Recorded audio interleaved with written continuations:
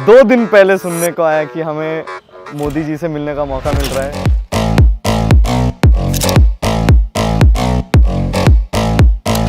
Too fast, too much has happened.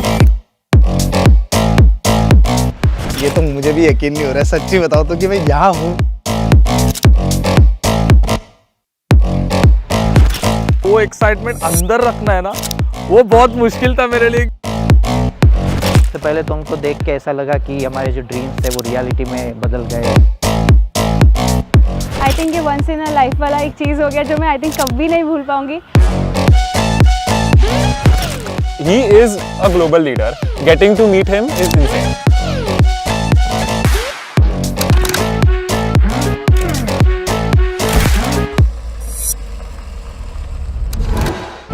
But that moment जब बस वो आ रहे हैं,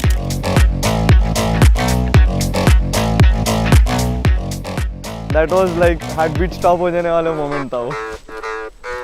स्वागत है आप सबका।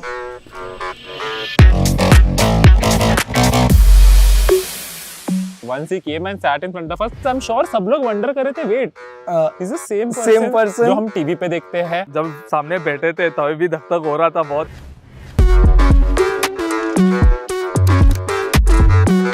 आप लोग एक दूसरे को कभी मिलते हैं या पहली बार मिले? नहीं, मिलते हैं हम लोग। मिलते रहते हैं। मतलब आप लोगों का पुराना कारोबार है। तो जब आपको ये सूचना मिली होगी तो क्या लगा आप लोगों को? इस मोमेंट तक यकीन नहीं हो रहा था कि ये कुछ होने जा रहा है ऐसा। भी नहीं, पहले मिलेंगे फिर ही हम लोग सेलिब्रेट करेंगे, क्योंकि मालूम नहीं कैसे कब। हाँ, ऐसे आजकल तो फेक की दुनिया है ना। सर अभी भी नहीं लग रहा है कि आप सामने हैं। अच्छा, होने दीजिए। मेरे को यकीन नहीं हुआ पहली बात तो कि आपने बुलाया। तो सर एक बार लगा कि जो आपसे ये बात करने का मौका मिलेगा डेफिनेटली हम लोग फ्रंट फुट में आ जाएंगे और हमारा जो सबका एक गोल है ना वो आज वैलिडेट हो गया सर। वो गेमिंग की जीत हो गई सर, आप बुलाए वो आज इंडस्ट्री जीत गई। जो थोड़े दिन पहले नेशनल क्रिएटर्स अवार्ड हुआ था, इवन उस टाइम को भी हमें यही लगा था कि फाइनली इतने सालों के बाद ऐसे लग रहा है कि क्रिएटर्स गवर्नमेंट इज रिकॉग्नाइजिंग हमारी क्रिएटिविटी। जो हम यूट्यूब पे करते, जो हमें लगता था कि हाँ हमारी लोग देख रहे हैं, फैंस देख रहे हैं, यही हो रहा है। बट आप लोगों ने उस क्रिएटिविटी वाले अवार्ड में भी अप्लाई किया था? मैं तो गया था सर। हम तो बिल्कुल आपके इतने दूर बैठे हुए थे उस टाइम पे, उसमें भी यकीन नहीं हो रहा था। अपना परिचय बता दीजिए पहले सबका। नमस्कार सर, मेरा नाम अनिमेश अग्रवाल है। मैं 28 साल का हूँ। मैं गुवाहाटी असम से हूँ।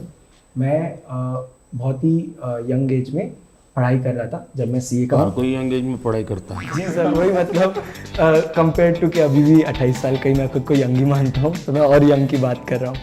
तो मैं सीए का पढ़ाई कर रहा था। मैं सीए फाइनल्स तक पहुँचा था और मैं सीएफए और एफआरएम की भी लेवल 1 दे चुका था।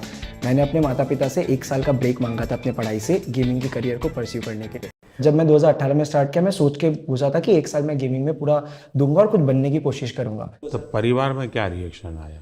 सर क्योंकि मैंने पढ़ाई करके रखी थी और मेरे पास बैकअप बहुत स्ट्रॉन्ग था कि गेमिंग में मैं कुछ नहीं कर पाता, मैं वापस जाके पढ़ाई कंटिन्यू कर पाता, तो इसलिए माता पिता हमेशा सपोर्ट किए हैं इस चीज़ को। और फिर मेरा गोल यही है कि मैं गेमिंग को इंडिया में आगे बढ़ाऊँ और सबको, जो भी युवा फॉलो कर रहे हैं, हम सभी को, इतने बड़े बड़े इन्फ्लुएंसर्स को, उनको करेक्ट डायरेक्शन दिखाऊँ गेमिंग से अच्छा क्या कर सकते हैं और उसी की तरफ काम आगे करने की कोशिश चल रही है सर। मुसीबत ये हो जाएगी कि जब भी अब कोई ठग बोलेगा किसी को भी तो आप दिखाई देंगे और कोई आपको देखेगा तो कहेगा यार ये तो अच्छे इंसान है, उसको ठग कैसे बोलूं? सर वो चीज़, लेकिन एक चीज़ अच्छी है कि गेमिंग में थोड़ा नाम बना लिया तो गेमिंग वाले लोग अब ठग से अच्छे नज़र से मुझे देख रहे हैं। ठग से ठग पे हाँ, और मैं दुनिया एकदम भी ठगी नहीं कर रहा हूँ सर। मेरा नाम अंशु बिष्ट है। वैसे मेरा गेमिंग नाम गेमर फ्लीट है सर। मैं आता हूँ हल्द्वानी, नैनीताल, उत्तराखंड से। तो मैं सर वैसे लोअर मिडिल क्लास फैमिली से आता हूँ। मेरे पापा एक प्राइवेट स्कूल में 30 साल तक उनने बस कंडक्टरी करी थी ताकि मैं और मेरी दीदी को वो स्कूल में पढ़ा सकें। मैंने थोड़े ट्यूशन्स पढ़ाने स्टार्ट करे बच्चों को, 1-2 जॉब्स ले रही, फिर अपना खुद का कंप्यूटर बनाया एक। सर आर्थिक स्थिति इतनी अच्छी नहीं थी तो उनका बनता है कि ऐसे सोचना कि आप समझ रहे हो ना कि आपका बच्चा बस कंप्यूटर में बैठ के चिल्ला रहा है दिन भर, क्योंकि सर थोड़ा होता है कि मतलब चिल्लाना इन द सेंस कि मतलब खुश होना, कि तभी लोग देखते तो खुश होते हैं ना कि अरे वाह इसको कितना मजा आ रहा है, तो उन्हें मजा आता है। यानी आपको एक्टिंग भी करनी पड़ती है थोड़ी बहुत, ताकि व्यूअरशिप बढ़े। तो हाँ सर करनी तो पड़ती है सर। सबसे बड़ा ब्रेक थ्रू क्या है आपको इस दुनिया में? सबसे बड़ा ब्रेक थ्रू सर कि मतलब अगर आपको पता चल जाए कि आप क्या करना चाहते हो इन दी एंड, सर जैसा आपका है कि आप देश को आगे ले जाना चाहते हो, आप देश को एक स्तर पे ले जाना चाहते हो बहुत, तो वैसे ही मेरा भी था कि मतलब मैं भी कुछ ऐसा करूं कि दुनिया वाहवाही करे। मेरा नाम नमन माथुर है और लोग मुझे मॉर्टल के नाम से जानते हैं। मैं पला बड़ा मुंबई में ही हूँ, नवी मुंबई में। और जब मैं 4 साल का था मेरे पापा गुजर गए थे। मम्मी ने मुझे और मेरे बड़े भाई को रेस किया, उन्होंने टिफ़िन सर्विस किया, सब कुछ किया। और 2015 में मोबाइल आ गया था हाथ में, तब तो शुरू किया था खेलना। पहले तो स्कूल कॉलेज में दोस्तों से बातें करते करते पता चला होगा। मैं गेमिंग में को खुद से वो यूट्यूब देख के आया था, मैंने उल्टा दोस्तों में फैला दिया था कि खेलो मेरे साथ। मैं बीमार हूँ, तुम भी हो गए। वायरस मैंने फैलाया हुआ था। बस 2015 से लेके 18 तक, जब तक मेरा बीकॉम पूरा कंप्लीट हुआ, उतने में मैंने ये फिगर आउट किया कि ये जितने भी फॉरेन यूट्यूबर हैं हम जिन्हें देख रहे हैं, इनके कमेंट सेक्शन में सारे इंडियन हैं। यानी ये सब जो दुनिया भर के अच्छे अच्छे खिलाड़ी हैं, उनमें भी इंडियन सारे कमेंट करने वाले इंडियन्स हैं। मेजॉरिटी मेरे को जो दिखते थे इंडियंस ही दिखते थे। और मैंने सोचा कि क्यों ना मैं एक ऐसा कोई वीडियो बनाऊं उनसे इंस्पिरेशन लेके और अपलोड करूं।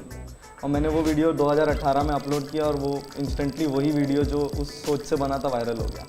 उसके बाद मैंने स्पोर्ट्स में रिप्रेजेंट किया इंडिया को, अनिमेश से मिला 2018 में। हम लोगों ने कंपनी भी शुरू की अपनी SATL। इमॉर्टल नाम कैसे रख लिया? भारत में तो लोग इमॉर्टल की बात करते हैं। लोग सब जगह मैं देख रहा हूँ इमॉर्टल नाम रख रहे हैं, तो मैंने बस अच्छा कुछ नया कर रहे हैं, इमॉर्टल कर दिया उसको।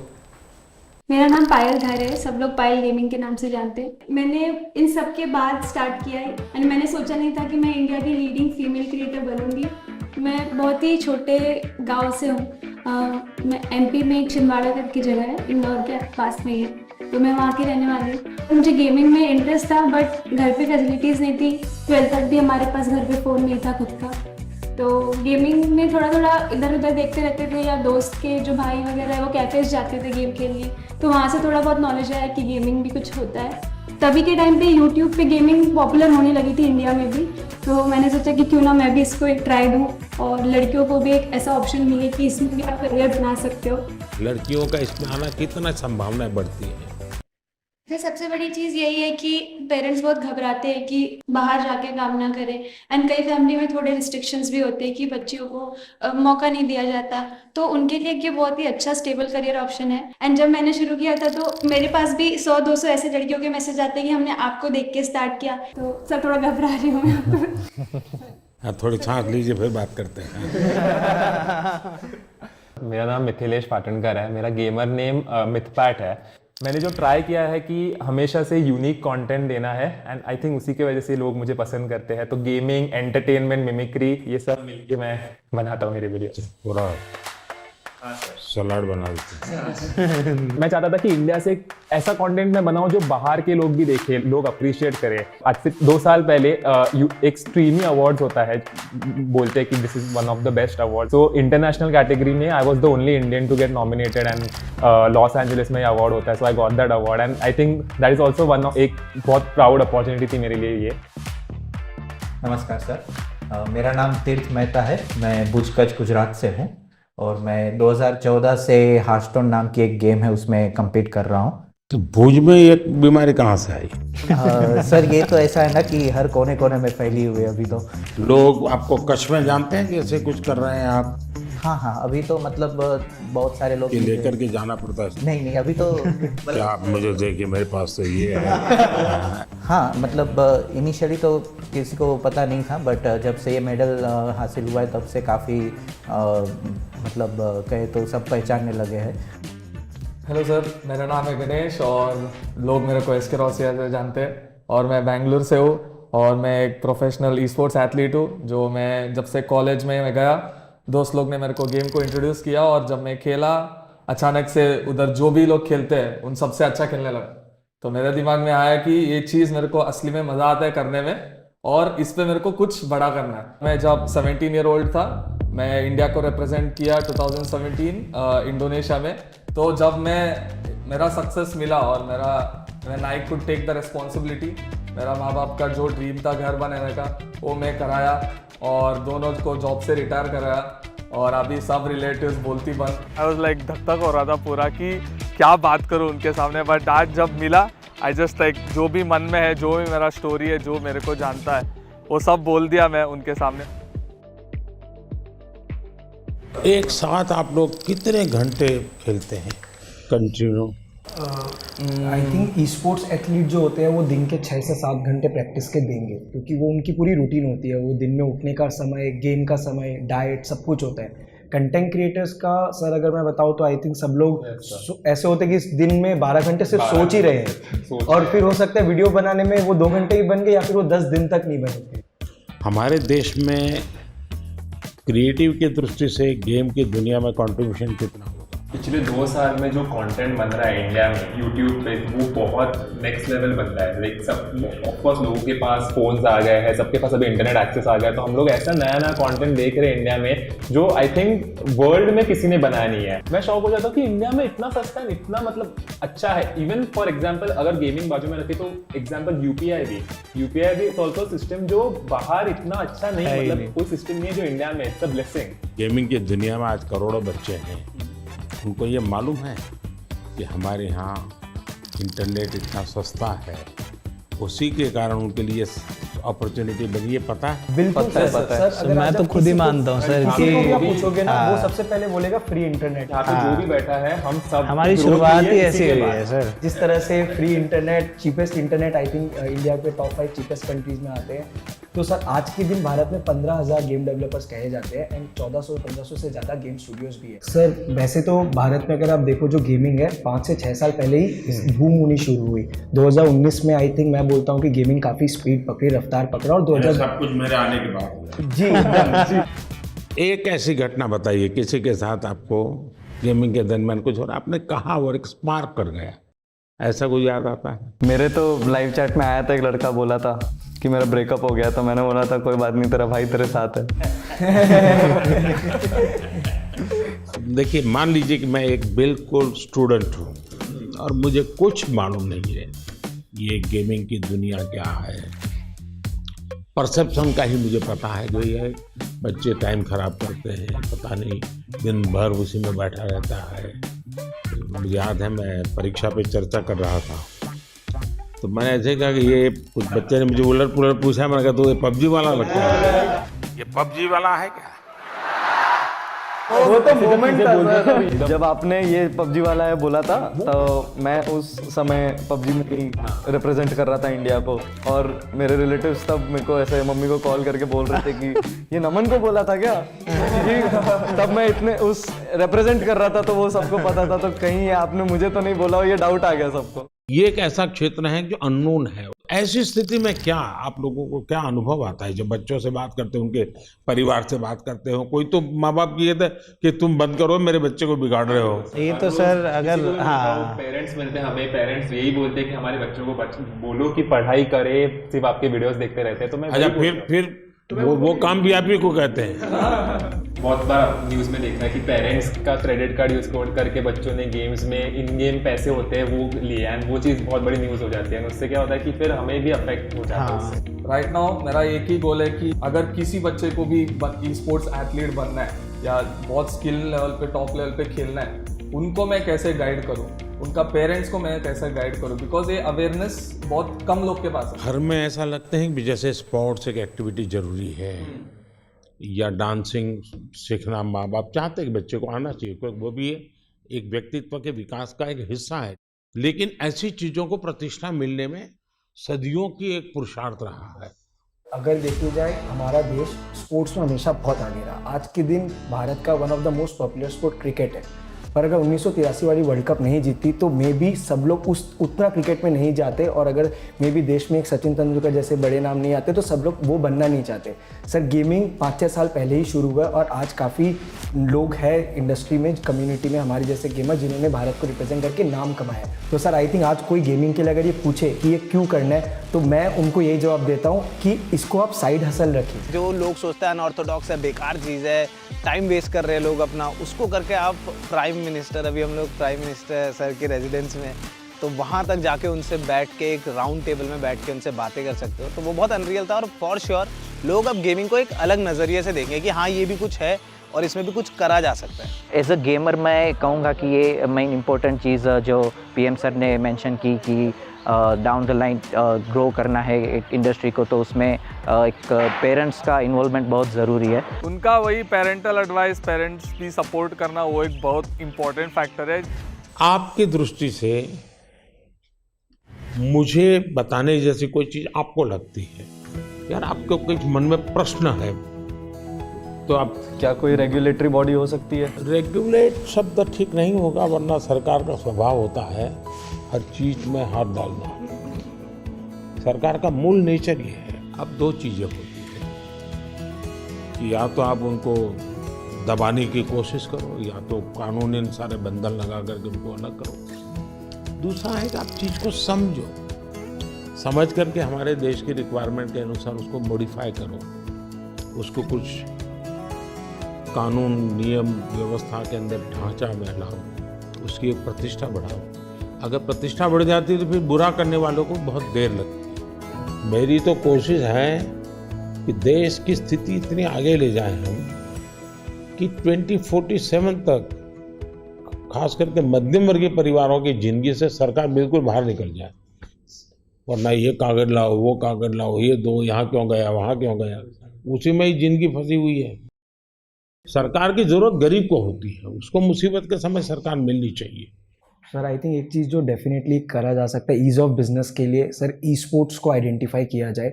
ई स्पोर्ट्स को बहुत टेक्निकली जैसे स्पोर्ट्स आइडेंटिफाई हुआ है, एक अलग से आइडेंटिफाई हो जाए कि ये स्किल बेस्ड गेमिंग है, इसमें कोई पैसों का गेम में पैसे लगा के पैसे जीतने वाला खेल नहीं है। सर अगर वो आइडेंटिफाई हो जाती है और सबको पता चल जाता है ये across all government bodies and all bodies जिनके हमें फाइनेंशियल ट्रांजेक्शन्स भी करना पड़ता है, वो बहुत महत्वपूर्ण होगा। रेगुलेटरी बॉडी, जैसा कि आपने कहा कि बंदिश वाली अभी इंडस्ट्री बनी नहीं है क्योंकि अभी बढ़ रही है, तो खुले में बढ़ने देंगे, पर साथ में अगर पुश मिलेगा तो कुछ साल बाद आई थिंक इंडस्ट्री रेडी रहेगी कि सरकार आके उसमें नहीं, इसको कोई बंदिश की जरूरत नहीं, खुले में ही जाना चाहिए, तभी जाकर के ये फले फूलेगा। अगर बंदिश आएगी तो नहीं होगा।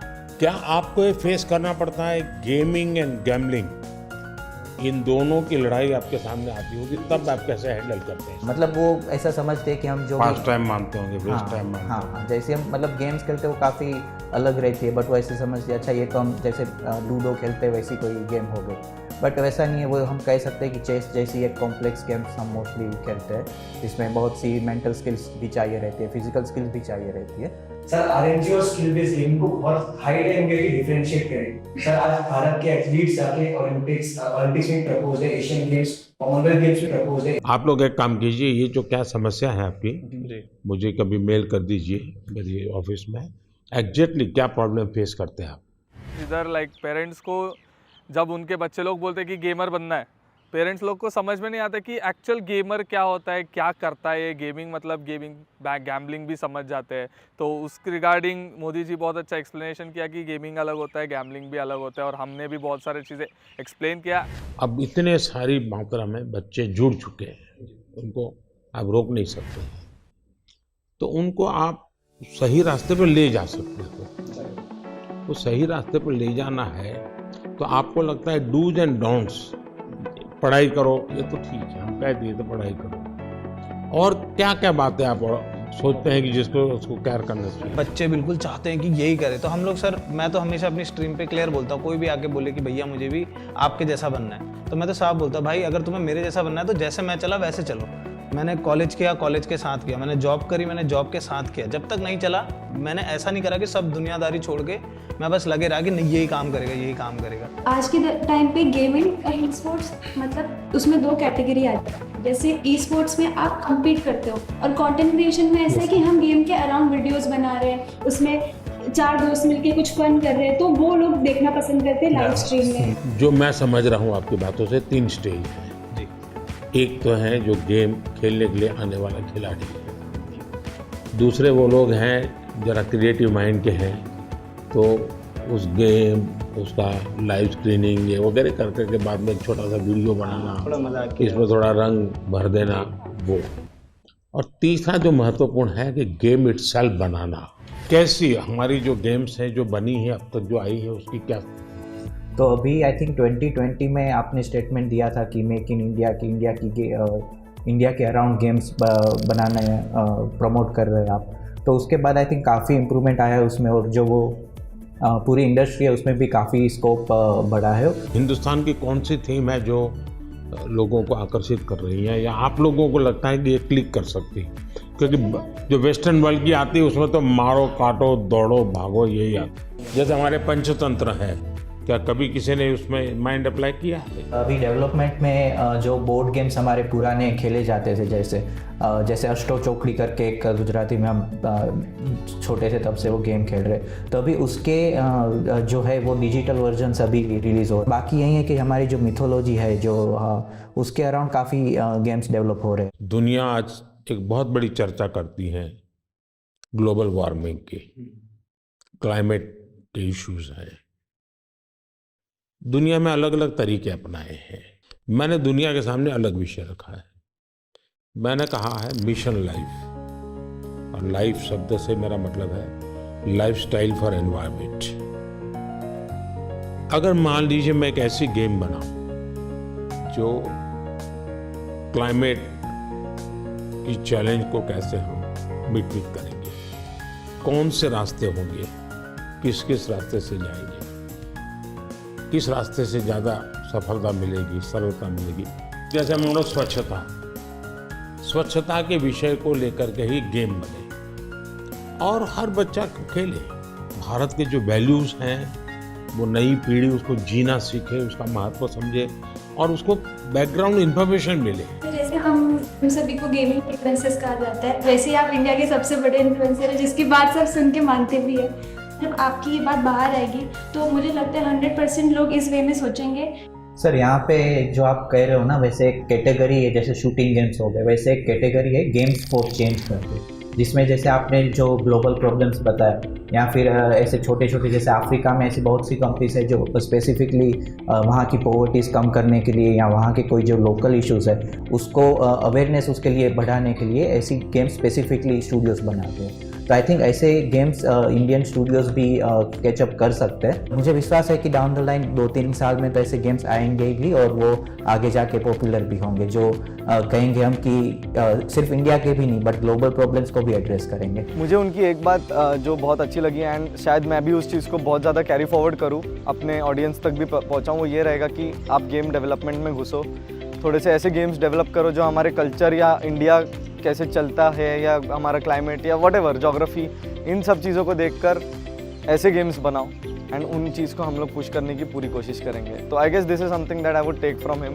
उन्होंने जो इन्वायरमेंट के लिए चीज़ें बताई कि जो गेम डेवलपर्स हैं उनको इन्वायरमेंट पे फोकस करके इंडिया की ऐसी गेम बनाना चाहिए जिसमें इन्वायरमेंट और हमारी जो क्लीननेस है उसकी तरफ ध्यान देने के लिए, आई थिंक वो मुझे बहुत ही अच्छा लगा। क्या ओपन सोर्स गेम का होता है कि गेम है उसमें 2 चैप्टर किसी और ने जोड़ दिए, 2 स्टेप्स किसी और ने जोड़ दिए, क्योंकि आप जो कहते हैं ना जिसकी उम्र कम होती है, हाँ, उसको जो मॉर्टल है उसको इमॉर्टल बनाना है तो फिर हमें ओपन सोर्स करे और उसमें नई नई चीज़ों को जोड़ने के लिए उसको ओपन करे। तो हो सकता है कि मान लीजिए हमने हनुमान के कैरेक्टर के ऊपर कोई बनाया जी, तो लोगों को अभी ओपन सोर्स है, आप हनुमान के नई नई चीज़ें लेके आइए, तो हो सकता है वो। हाँ सर, बहुत सारे देखिए ये हमारी टीवी सीरियल जैसा काम है, हमारे टीवी सीरियल कोई एंड ही नहीं है। हाँ? उसका नई नई पोस्ट जोड़ते जाते हैं। सर हम लोग ने वैसे थोड़ा कुछ आपके लिए सोच के रखा था कि आपसे हम लोग इतना कुछ सीखे, आज आपको हम लोग गेमिंग का थोड़ा डिक्शनरी आपको सिखाना चाह रहे थे। तो सर एक गेम है जो अमित पैट आप समझा दो हम लोग क्या करेंगे सर के। बेसिकली सर हम गेमिंग में कैसे होता है कि हम लोग मैच के अंदर बिजी रहते हैं तो हम लोग ज़्यादा बातचीत नहीं कर सकते एक दूसरे के साथ, तो हम लोग ना टर्म यूज़ करते हैं जिससे क्या होता है कि एक दूसरे के साथ हम लोग कम्युनिकेट कर सके ईजिली। हर एक की अपनी एक टर्मिनोलॉजी बोलते हैं। आप देखिए सरकार में जाइए तो सरकारी जो अधिकारी होंगे वो शॉर्ट फॉर्म में ही बोलेंगे, भी बोलते हैं भारतीय जनता पार्टी वैसे ही शॉर्ट फॉर्म हो जाता है। सर पर आपको 1-2 वर्ड्स तो हम लोग बता के जाएंगे और आप हमें फिर बताएगा कि आप कौन से सेंटेंस में उसको यूज करेंगे। ऐसा है, मेरा एक शब्द है P2G2, तो मेरा वो P2G2 शब्द ये है pro people good governance, P2G2। अच्छा एक और है नूब नूब का मतलब होता है कोई ऐसा जिसको कुछ बहुत मेहनत करने के बाद भाई भी देखिए, मैं चुनाव सभा में अगर बोलूंगा, अरे नहीं आप लोग सोचोगे मैं किसके लिए बोल रहा हूँ।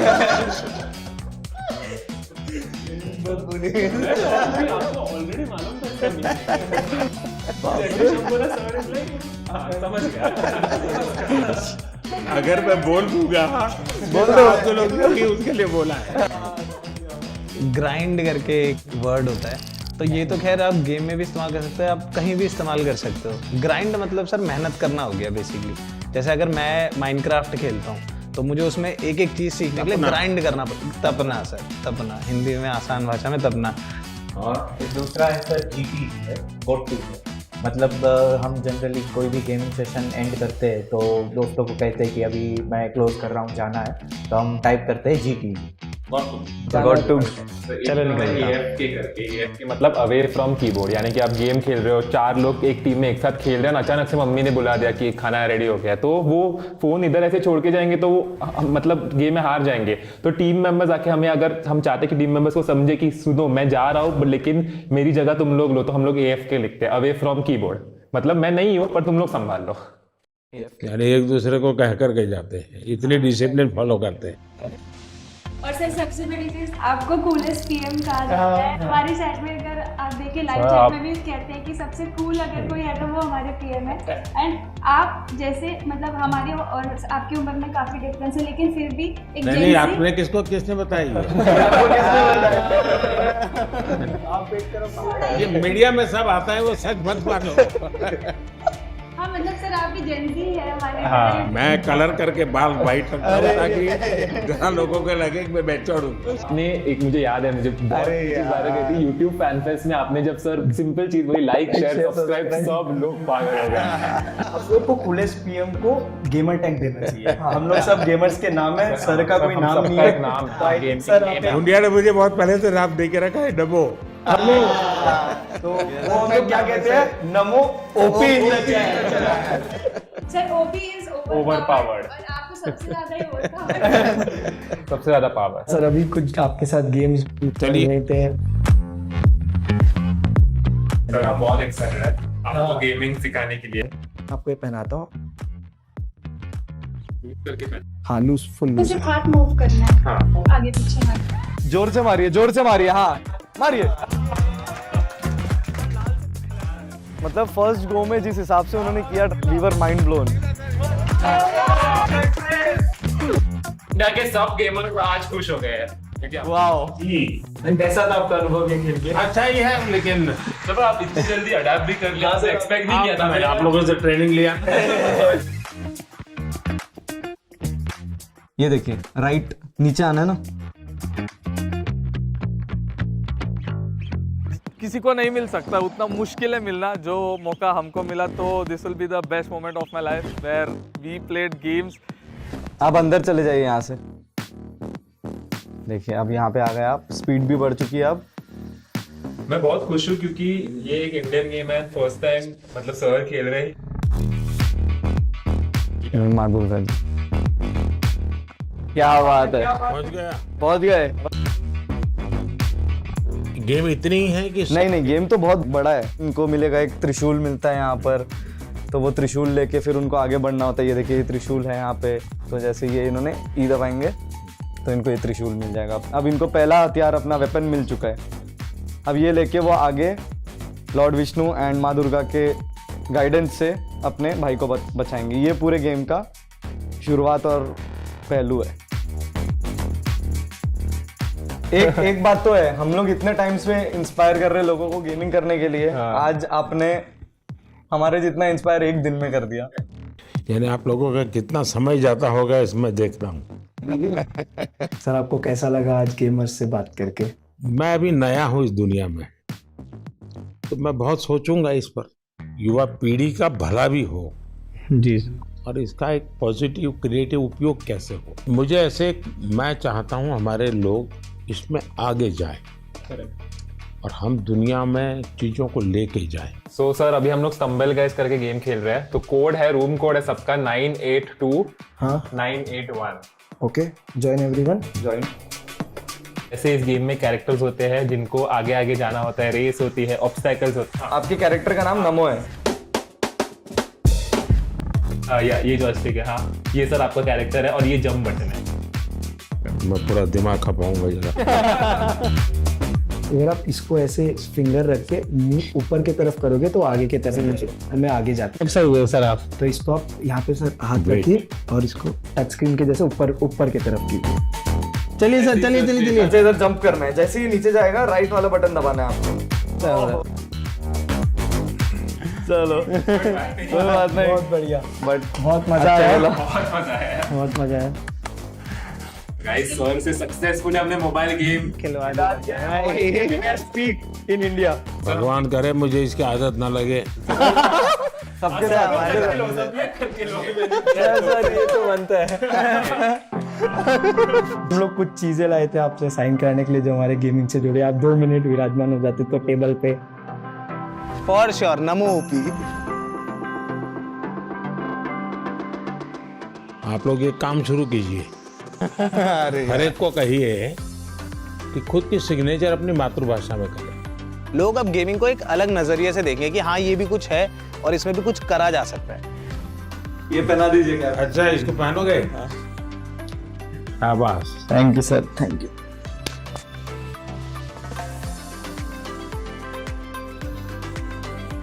सर आपके साथ मुझे कैसे फोटो चाहिए जिसका थम्स अप कर दो जैसे गेम में हम।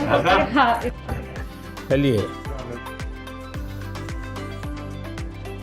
I think Indian gaming peaked I think today. मतलब who is the biggest influencer in India? It's our Prime Minister. हमने उनसे मिले।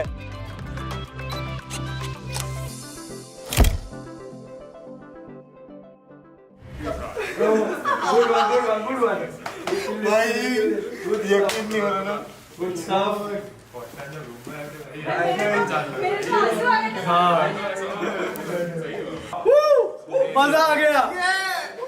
हम लोग अभी इसलिए खुश है बिकॉज मम्मी पापा तुम्हारा बेटा मोदी जी के साथ मिल गया है।